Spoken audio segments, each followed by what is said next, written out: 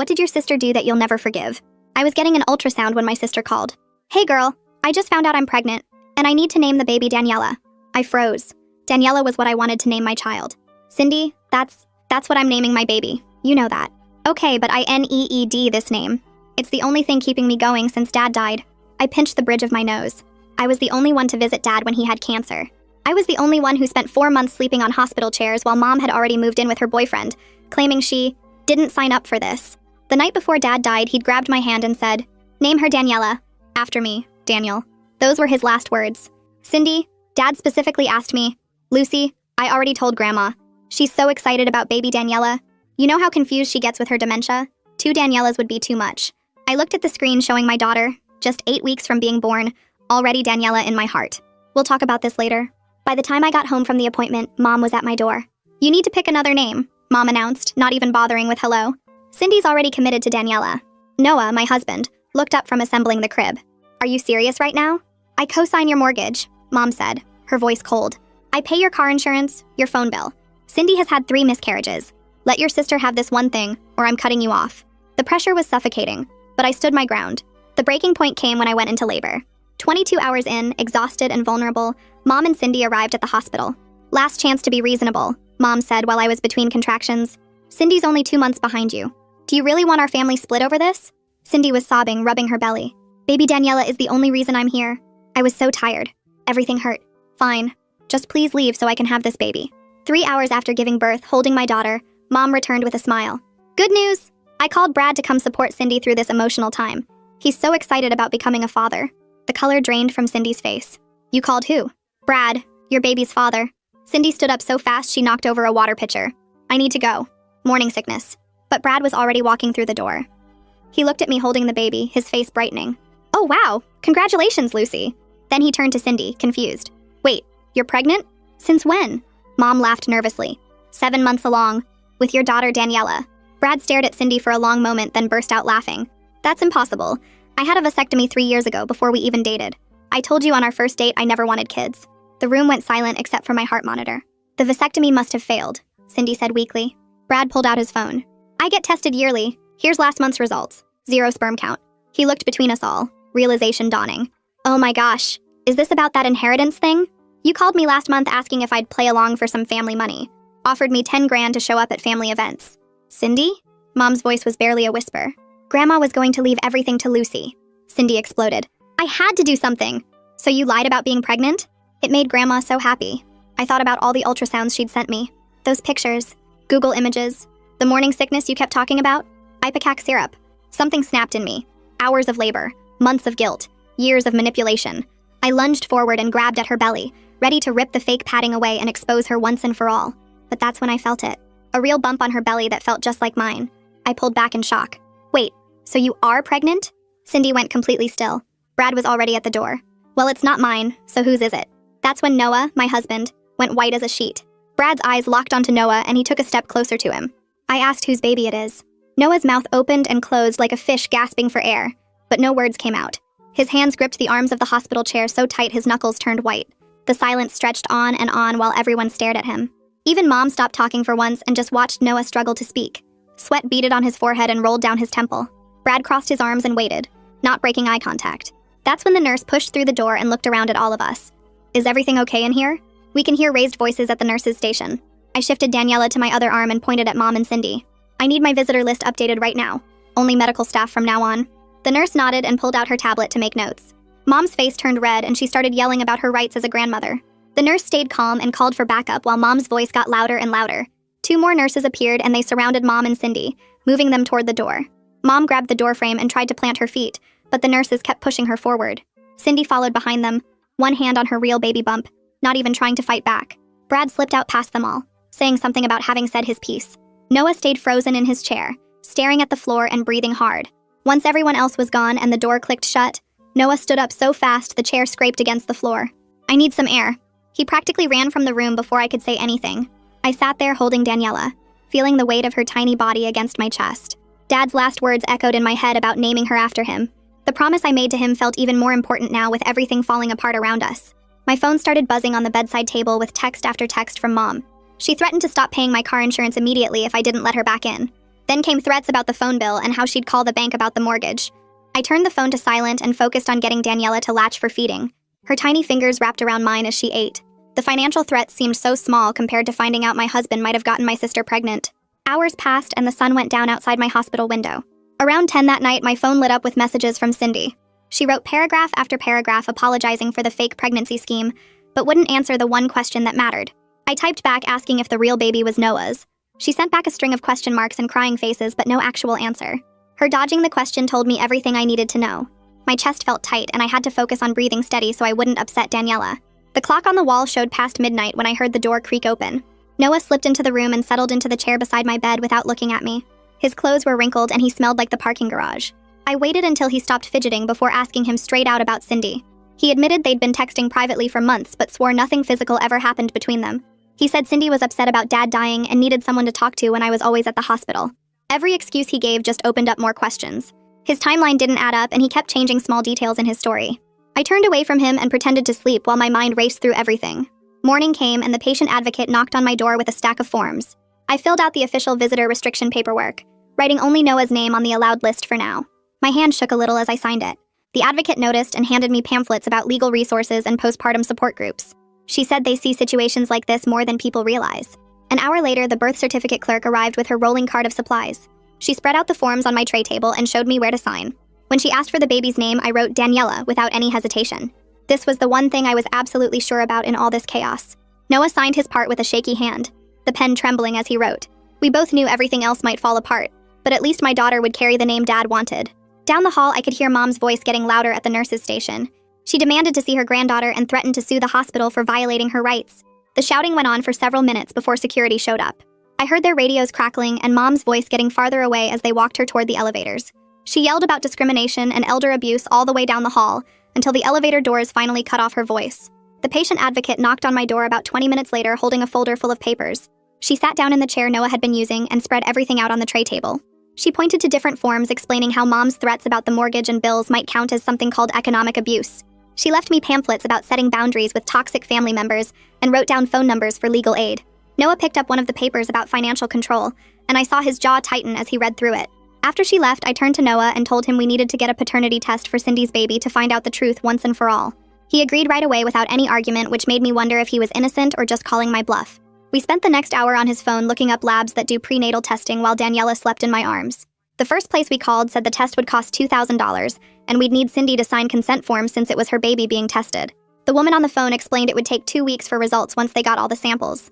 My chest got tight thinking about that much money, but I needed to know the truth. I grabbed the hospital notepad and started writing down all the bills Mom paid for us compared to what we could handle on our own. The car insurance was $300 a month and the phone bill was another $150. The mortgage was the real problem since Mom co-signed and we'd need to refinance without her, which meant qualifying on just our incomes. Noah suggested maybe his parents could help, but I wasn't ready to bring more family into this mess. 2 days later, discharge day finally came, and the nurse wheeled me out to Noah's car with Daniela in her car seat. On the drive home, I told Noah he needed to sleep on the couch until we figured everything out. He just nodded and didn't try to argue or convince me otherwise. When we got home, he quietly took his pillow from our bedroom and carried it downstairs while I settled into bed with Daniela.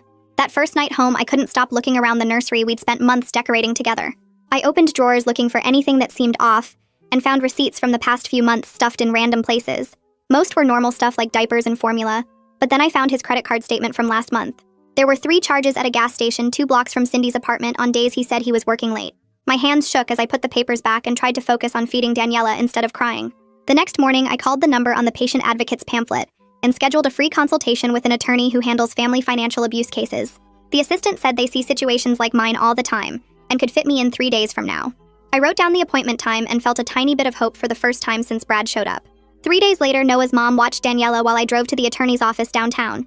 The lawyer was a woman about Mom's age who listened without interrupting as I explained everything from Dad's death to Mom's threats. She pulled out a legal pad and started writing notes about power of attorney and something called conservatorship for Grandma. She explained that what Mom was doing with the financial threats could definitely be considered abuse and told me to start documenting everything. She said she'd take my case for a reduced fee since I was dealing with financial abuse and gave me homework to gather all the evidence I could find. That night, I was scrolling through social media when Cindy posted a new ultrasound picture with hearts all around it.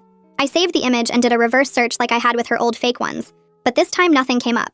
This picture was real, which made everything even more complicated than before. I needed to find Noah's insurance documents for the attorney, so I logged into his email while he was downstairs. I searched for the insurance company name and started downloading files when I noticed an old receipt from a rideshare app. The pickup was our house, and the drop-off was an address I didn't recognize, so I typed it into Maps. The location was 2 blocks from Cindy's apartment, and the date was 6 weeks ago when he said he was at a work dinner. My stomach dropped as more pieces started clicking together in my head. I printed the receipt with shaking hands and waited for Noah to come upstairs for bed. When he walked in, I held up the paper and watched his face change from confused to guilty in seconds. He started talking fast about how Cindy called him crying that night, drunk at some bar after another fight with Mom. He said she needed a ride and he didn't want to worry me since I was already stressed about Dad being in hospice. Every word he said made it worse because he'd lied to me about a work dinner that night. I told him to explain why he dropped her off 2 blocks away instead of at her actual building. He said she wanted to walk to clear her head, but the look on his face told me he was making it up as he went. The next morning, an email came from the lab with consent forms attached for the paternity test we'd discussed. The forms needed Cindy's signature since we'd be testing her baby's DNA through her blood while she was still pregnant. I forwarded them to her with a text saying I'd pay the full $2,000 if she'd just agree to do this. She texted back 20 minutes later asking why I was trying to destroy our family over nothing. I didn't respond because there was nothing left to say until we had proof one way or another. That afternoon, while I was nursing Daniela, my phone rang with a voicemail from Mom. Her voice was cold and clear as she said she'd pull every bit of financial support if I went through with any testing. She listed everything she paid for like she was reading a grocery list.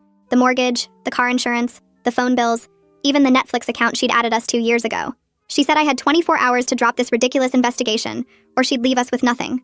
I saved the voicemail and immediately forwarded it to my attorney's email with a note about the threats escalating. My attorney called back within an hour and asked me to come in the next day to discuss options.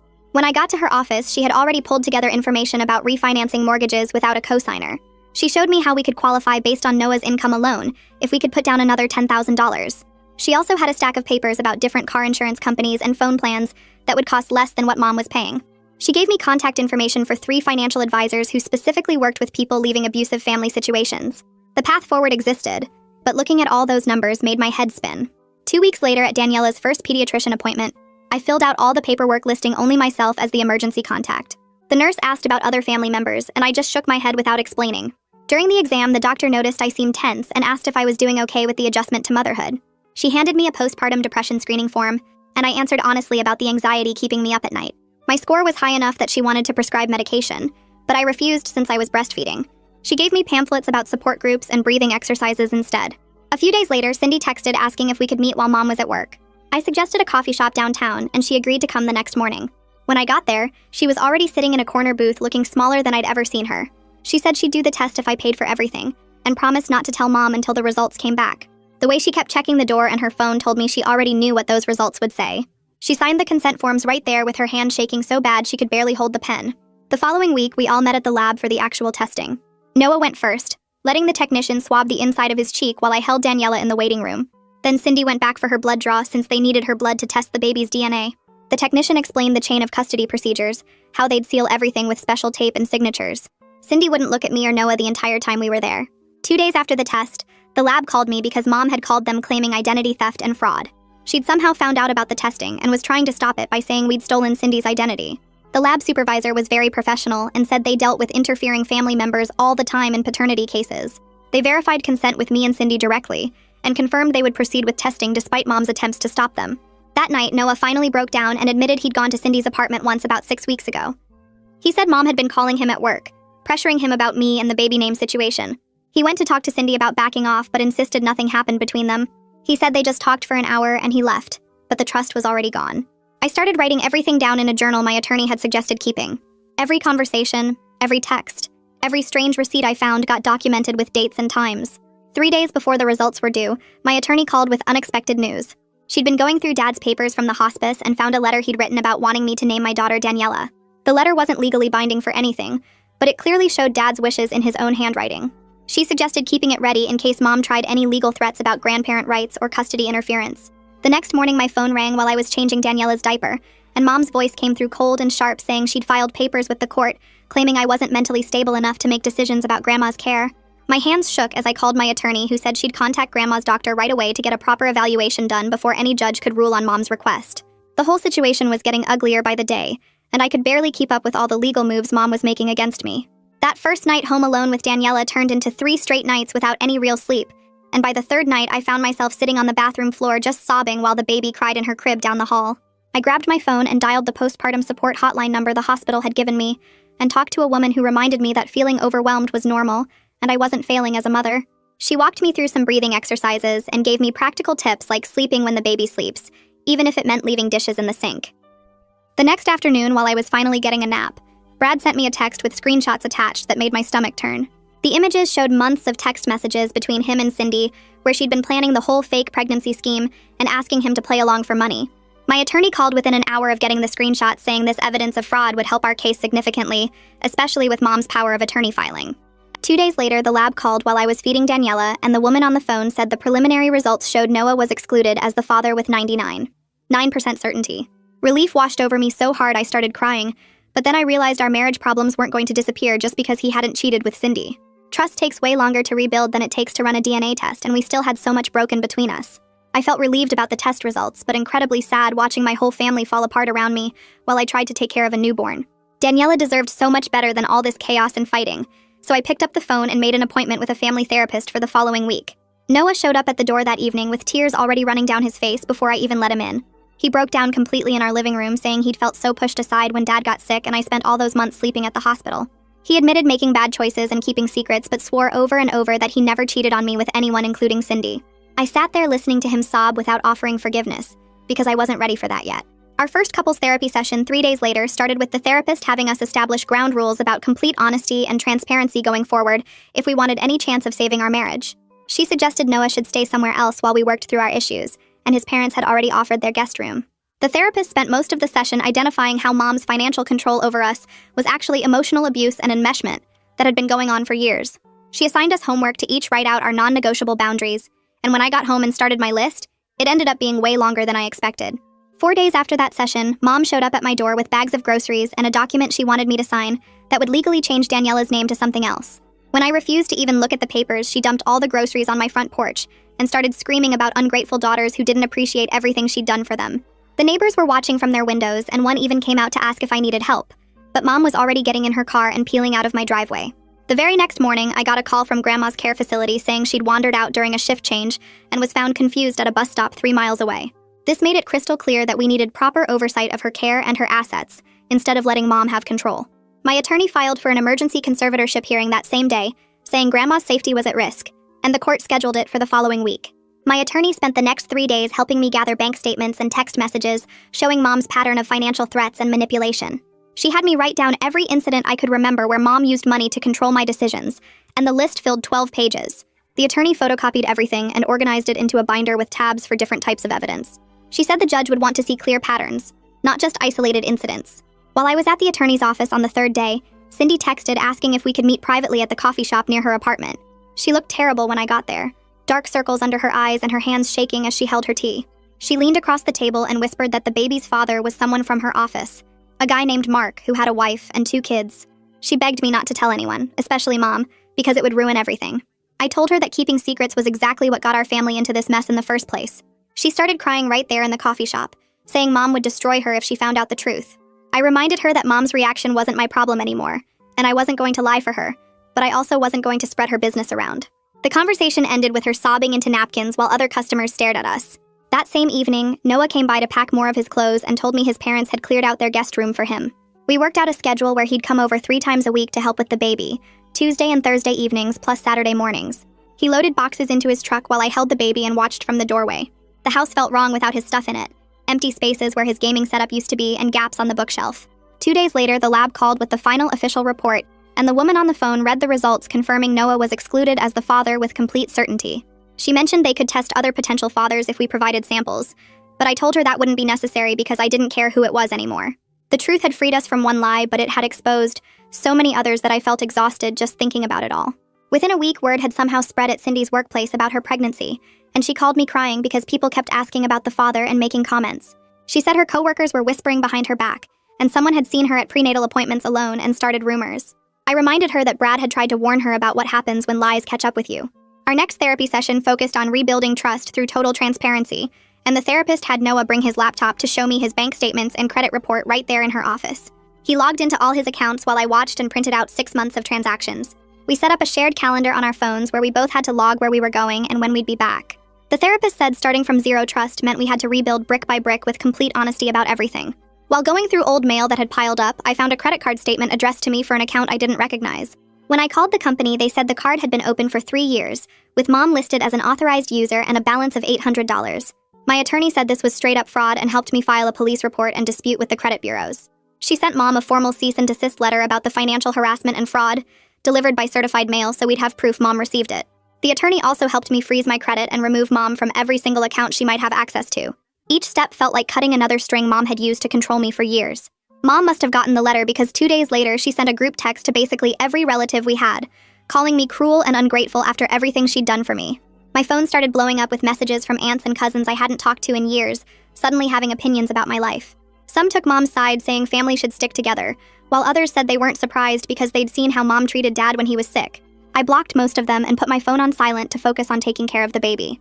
That night, after putting Daniela down, I sat at the kitchen table with a legal pad and started writing out exactly what contact Mom could have with my daughter.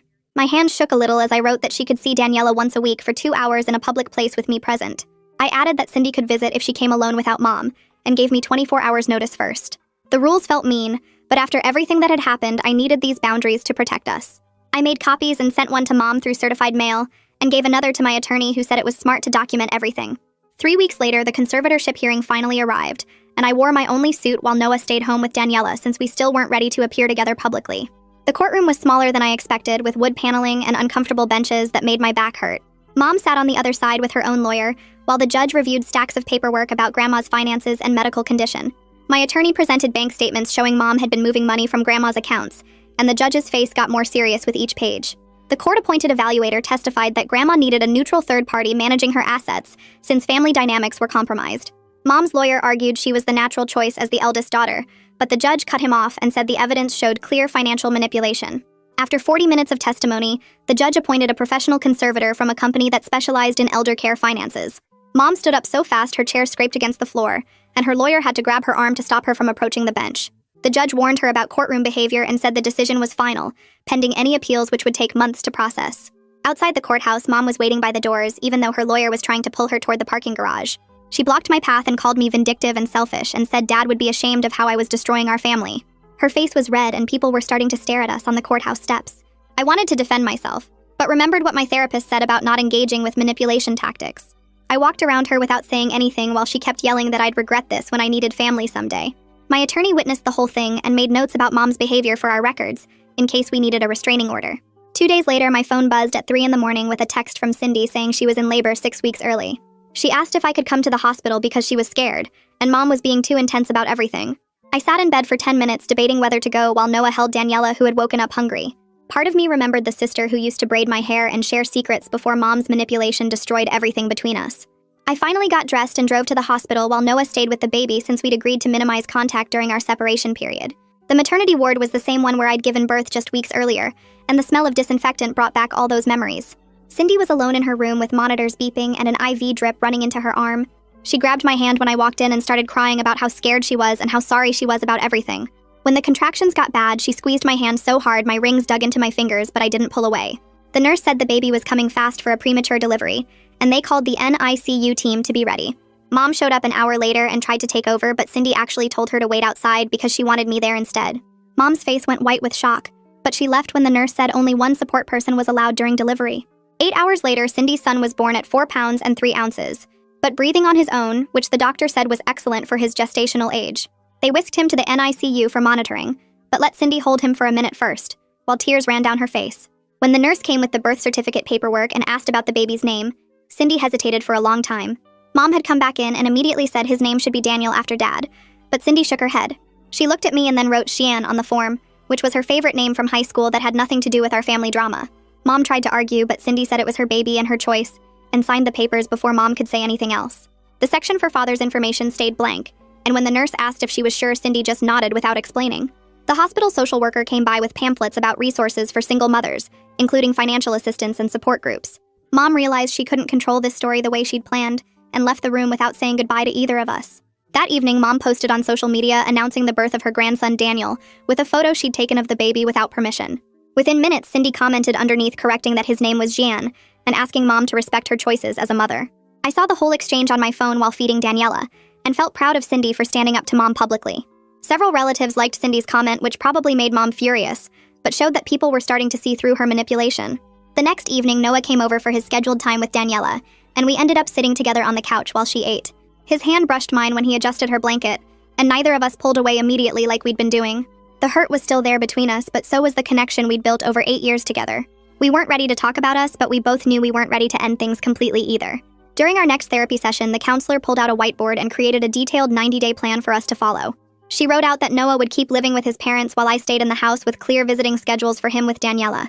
We'd have no contact with Mom during this period, and would meet weekly for counseling to work on rebuilding trust. She said if we could follow the structure successfully for 3 months, we could reassess living together again with new boundaries.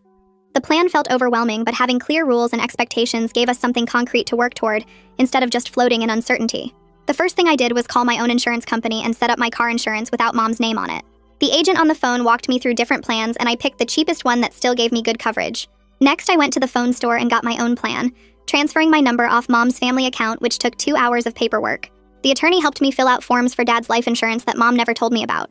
She said it would take a few weeks to process, but Dad had left me as the only person who could get the money. 3 weeks later, a check for $15,000 showed up in my mailbox. I drove straight to the bank and opened my own account where Mom couldn't touch anything. The teller helped me set up online banking, and I deposited the check, watching the numbers appear on the screen. Having my own money felt better than any fancy thing Mom ever bought me. Around that same time, Cindy texted me a real photo of her son Jian sleeping in his crib. She wrote that she started seeing a therapist twice a week to work on her issues with Mom. The photo wasn't edited or fake, just a regular picture of a baby with no games attached. She said maybe we could try to build something better between us when she figured herself out more. I saved the photo but didn't respond right away because I needed more time. The conservator who took over Grandma's money sent me a letter saying everything was secure for her care now. Grandma's memory was getting worse every day, but at least she was safe and comfortable in her facility. All that fighting about inheritance didn't matter anymore since the money would just pay for her medical needs. One quiet afternoon while Daniela napped, I found the letter Dad wrote about her name in his things from the hospital. I held her while reading it out loud, his handwriting shaky but clear about wanting me to name her after him. She grabbed my finger while I read, and I promised to raise her with all the good things he taught me. That moment in my living room meant more than telling anyone else about the letter. Noah and I stuck to the therapist's plan of living apart, but we started having dinner together once a week. His mom would watch Daniela at her house while we went to simple restaurants and talked about regular things. We were learning how to talk without Mom causing problems between us. The dinners weren't romantic, but they helped us remember why we got married in the first place. After 2 months of no contact, Mom sent me a text saying she was sorry for some things she did. She listed boundaries she would follow if I wanted to see her again, like not trying to control my money or telling me how to raise Daniela. I wrote back with my own list of rules, including only meeting in public places once a month for coffee. She agreed, and we set up our first meeting at a coffee shop downtown for the next week. One night during Daniela's 3 a.m. feeding, I looked around my quiet house and realized we were actually doing fine. The bills were paid with my own money, Daniela was healthy and growing, Noah and I were slowly fixing things, and Mom wasn't controlling everything anymore. We weren't perfect and probably never would be, but we were stable and getting better every day. Daniela finished eating and fell back asleep against my chest, her tiny breath steady and peaceful. So yeah, that's basically the whole thing. Nothing too polished, just how it played out. Thanks for sticking around and hanging out with me. We'll do it again next time if you're up for it.